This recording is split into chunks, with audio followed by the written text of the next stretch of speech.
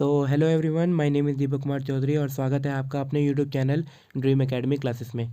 तो बेटा, आज की इस वीडियो में हम कवर अप करने के लिए जा रहे हैं one of the important poem of class 12th aunt Jennifer tiger written by Adrienne Rich. ठीक है बेटा, सबसे पहले बेटा पोइट के बारे में समझते हैं। ठीक है, देखो बेटा, जो हमारी पोइट है एड्रिन रिच, ठीक है, ये बाल्टीमोर मैरीलैंड यूएसए में पैदा हुई है। और बेटा ये क्यों काफ़ी ज़्यादा फेमस है, क्योंकि एक वुमेंस मूवमेंट हुआ था जिसमें इन्होंने काफ़ी बढ़ चढ़ के पार्टिसिपेट किया था और इनका काफ़ी ज़्यादा इन्वॉल्वमेंट था। बेटा सेकंड थिंग क्या कहते हैं, अपनी पोइट्री के लिए और अपने ऐसे राइटिंग के लिए और भी बहुत सारी स्टोरी राइटिंग के लिए जानी जाती है।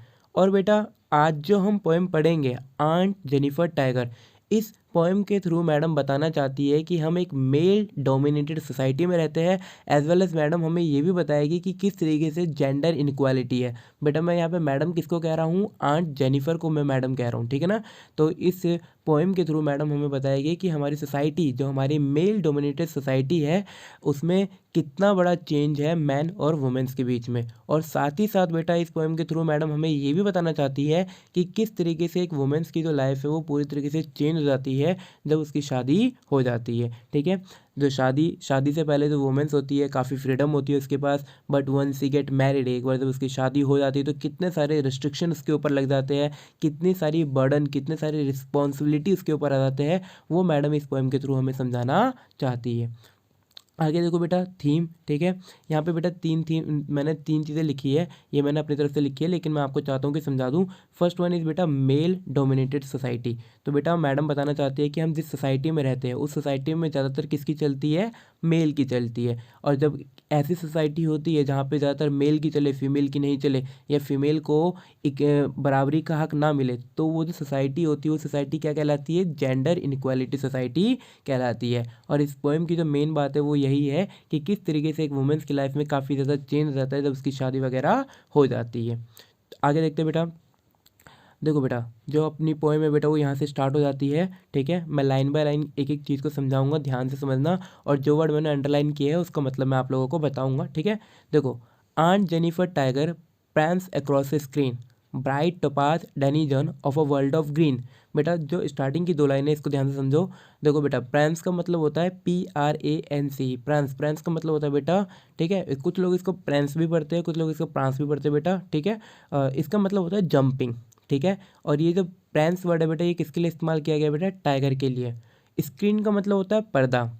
और बेटा ये जो वर्ड है टॉप टोपाज, टोपाज का मतलब क्या होता है बेटा, टोपाज का मतलब होता है आपने ये येलो स्टोन दिख रहा है आपको बेटा, ठीक है, ये टोपाज कहलाता है, पुखराज कहते हैं हिंदी में इसको।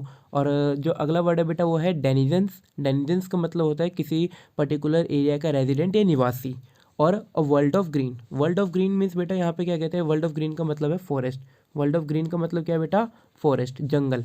ठीक है, और उसके बाद बेटा they do not fear the man beneath the tree they pace in a sleek chivalric certainty. Chivalric का मतलब क्या होता है बेटा, शिवैरलिक का मतलब होता है बहादुर, ब्रेव, और सर्टेनिटी का मतलब होता है बेटा रियलिटी।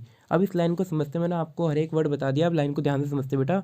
यहाँ पे बेटा जो मैडम है वो बताती है कि मुझे, ठीक है, जो मैडम है वो बताती है कि जो वुमेन्स है उनके पास भी पूरा पूरा हक है किन की तरह जीने का, एक टाइगर की तरह अपनी लाइफ को जीने का।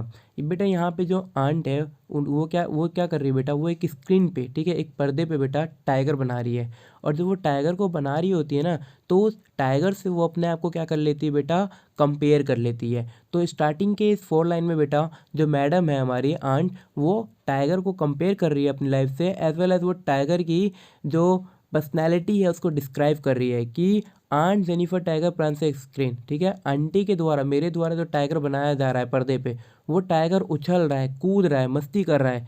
फ्राई ब्राइट टोपाज, ठीक है, वो जो टाइगर है वो टाइगर बहुत ही ब्राइट है, बहुत ही सुंदर दिख रहा है। और उसकी जो बॉडी है बेटा, देखो यहाँ पे जो टोपाज डेनिजन है ना बेटा, उसकी जो बॉडी है, उसकी बॉडी कैसे रंग की बताई गई है, पीले रंग की बताई गई है, येलो। तो टोपाज का मतलब होता है बेटा येलो, ठीक है, ये दिख रहा है बेटा। वैसे टोपाज का मतलब होता है येलो स्टोन, लेकिन ये जो येलो स्टोन है बेटा, इसका जो कलर है, इसके कलर से टाइगर को क्या किया गया है, कंपेयर किया गया है।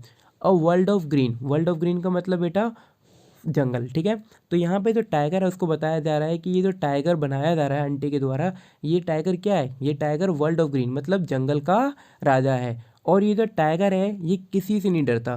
जंगल में चाहे कितने भी इंसान क्यों ना खड़े हो, एक ट्री के नीचे, एक पेड़ के नीचे क्यों ना खड़े हो, ये किसी से नहीं डरता भैया। ये एकदम बहादुरी के साथ चलता है। इसके सामने कितने भी क्या कहते हैं इंसान आके खड़े हो जाए, इसको बिल्कुल भी डर नहीं लगेगा। यहीं बेटा ये चीज़ आपने देख लिया, ये मैडम ने बताई है टाइगर की पर्सनैलिटी, और यहीं पर मैडम ने टाइगर की पर्सनैलिटी से अपनी पर्सनैलिटी को कंपेयर किया है कि ये टाइगर तो किसी से नहीं डरता, लेकिन हम जिस सोसाइटी में रहते हैं उस सोसाइटी में हमें क्या करना पड़ता है, डर डर के रहना पड़ता है। इवन हमें अपने घर में भी डर डर के रहना पड़ता है, क्योंकि हमारे घर के जो टाइगर है वो कौन है, एक मेल है। तो बेटा यहाँ पे जो मैडम है वो अपने हस्बैंड की कहानी बताएगी हमें आगे कि किस तरीके से मैडम के ऊपर काफ़ी ज़्यादा बर्डन आ गया है, जिसकी वजह से मैडम को डर डर के अपने घर में भी रहना पड़ रहा है। आगे देखो बेटा, Aunt Jennifer finger fluttering through her wool find even the ivory needle hard to pull. The massive weight of Uncle wedding band sits heavily upon Aunt Jennifer hand. तो बेटा यहाँ पे देखो मैडम क्या बता रही है कि जब मैं बुनाई कर रही थी, जब मैं क्या कहते हैं स्क्रीन पे बना रही थी, मेरे हाथ जो थे वो मेरे हाथ क्या हो रहे थे, काँप रहे थे। Finger fluttering find even the Ivory needle. बेटा आइवरी नीडल क्या होता है, बेटा आइवरी का मतलब होता है हाथी के दांत। बेटा ये नीडल दिख रहे हैं आपको, ठीक है, ये नीडल दिख रहे हैं ना आपको, ये नीडल दिख रहे हैं जिससे क्या कहते हैं मैडम बुनाई कर रही है, इसी को आइवरी नीडल कहा जाता है बेटा, ठीक है। तो मैडम क्या कह रही है बेटा, मैडम बता रही है कि मैं इतनी ज़्यादा डरी हुई हूँ कि मेरे हाथ कांपते हैं। मेरे हाथ क्या होते हैं, मेरे हाथ कांपते हैं जब मैं क्या करती हूँ, बुनाई वगैरह करती हूँ। इतनी ज़्यादा मैं डरी हुई हूँ कि मैं ये आइवरी नीडल जो है इसको भी सही से पुल नहीं कर पा रही। द मैसिव वेट ऑफ, और ऐसा क्यों हुआ है, ऐसा इसलिए हुआ है the massive weight of uncle wedding band, क्योंकि अंकल ने मेरे हाथ में क्या पहना रखी है, अंकल ने मेरे हाथ में एक अंगूठी पहना रखी है। तो बेटा ये अंगूठी का वेट इतना ज़्यादा है कि नहीं, बेटा यहाँ पे मैडम बताना चाहती है मैसिव वेट का मतलब बर्डन, रिस्पॉन्सिबिलिटी, कि जिस दिन से अंकल से मेरी शादी हुई है, यहाँ पे मैडम अपने हस्बैंड को बता रही है कि जिस दिन से मेरी इनसे शादी हुई है उस दिन से मेरे ऊपर इतना बर्डन आ गया है और इतना मेरे अंदर डर रहता है। बेटा हो सकता है अंकल क्या कहते हैं मैडम को सही से ट्रीट ना करते हो, या कुछ भी वजह हो सकती है। बस मैडम ने यहाँ पे बताया है कि the massive weight of uncle wedding band, जिस दिन से मेरी अंकल से शादी हुई है अंकल की ये अंगूठी इस तरीके से मेरे हाथों पे आ गई है कि मेरा जो क्या कहते हैं दिन है, या तो मेरा जो क्या कहते हैं लाइफ है वो सही से स्पेंड नहीं हो पाता। तो बेटा यहाँ पे मैडम कहीं ना कहीं मेल डोमिनेटेड सोसाइटी को दिखाना चाहती है, और मैडम ये भी दिखाना चाहती है कि किस तरीके से एक औरत की लाइफ में कितना बड़ा चेंज आ जाता है जब उसकी शादी हो जाती है। अब देखो बेटा मैडम अगली लाइन क्या कहती है कि when aunt is dead her terrified hand will still ring with the audience.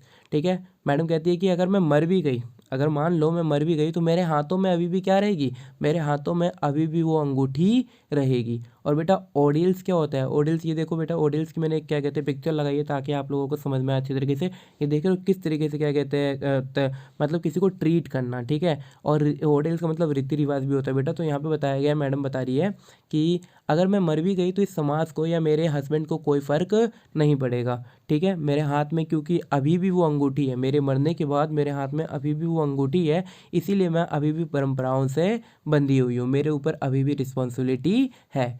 The tiger in the panel that she made, जो टाइगर मैंने क्या कहते हैं बनाया था, मतलब मेरा यहाँ पे मैडम बता रही है टाइगर मीन्स उनके हस्बैंड, कि मेरे जो हस्बैंड होंगे वो मेरे मरने के बाद भी will go on prancing proud unafraid, वो मेरे मरने के बाद भी बिल्कुल पहले जैसे रहेंगे, बिल्कुल पहले जैसा रहेगा। और मतलब यहाँ पे मैडम क्या समझाना चाहती है बेटा, कि अगर यही चीज़ अगर अगर मेरा हस्बैंड मर जाता तो क्या कहते हैं मेरी लाइफ इतनी इन्जॉयफुल या इतना फ्रीडमफुल ना होता, लेकिन क्योंकि मैं मर जाऊंगी तो मेरे मरने से कोई फ़र्क नहीं पड़ेगा। अंकल पहले भी क्या कहते हैं एक टाइगर वाली लाइफ जी रहे थे, और अंकल अभी भी एक टाइगर वाली लाइफ जिएंगे, उनको रोकने टोकने वाला कोई भी नहीं है, क्योंकि उनको किसी भी ऑडियंस से बांधा नहीं गया है। तो बेटा ये एक छोटी सी पोएम थी जो आप लोगों को मैंने समझाई, और अगर बेटा अच्छी लगी हो क्या कहते हैं वीडियो, तो बेटा लाइक शेयर और सब्सक्राइब जरूर कर देना। और अगली क्लास में बेटा मैं इस पोएम में जितनी भी क्या कहते हैं पोएटिक डिवाइस इस्तेमाल हुई है बेटा, पोएटिक डिवाइस जितनी भी इस्तेमाल हुई है वो सारी की सारी पोएटिक डिवाइस को मैं कवर अप करूँगा, ठीक है बेटा। और अगर वीडियो अच्छी लगी तो प्लीज़ शेयर कर देना, और अपने सारे दोस्तों को कहना चैनल को सब्सक्राइब कर दे। Thank you so much.